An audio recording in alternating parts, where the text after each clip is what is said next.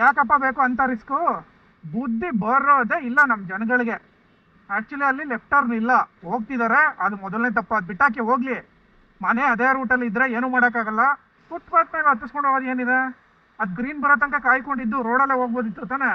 ಅಯ್ಯೋ ಅದನ್ನು ಹೋಗ್ಲಿ ಗುರು, ಆಯಿತು. ಅಟ್ಲೀಸ್ಟ್ ಅಲ್ಲಿ ಗುಂಡಿ ಇದೆ, ಅದನ್ನ ನೋಡ್ಕೊಂಡು ನೀಟಾಗಿ ಗಾಡಿ ಓಡಿಸ್ಬೇಕು ತಾನೆ. ಗುಂಡಿಗೆ ಹೋಗಿ ಟೈರ್ ಸಿಗಾಕೊಂಡು ಬಿದ್ದಿದ್ರು ಜಸ್ಟ್ ಮಿಸ್ಸು. 1 ನಿಮಿಷನ ಸೇವ್ ಮಾಡೋದಕ್ಕೆ ಹೋಗಿ ಒಂದು ಜೀವನನೇ ಹಾಳು ಮಾಡ್ಕೊತಾರೆ. ಏನು ಹೇಳ್ತೀರಾ ಇವ್ರಿಗೆ?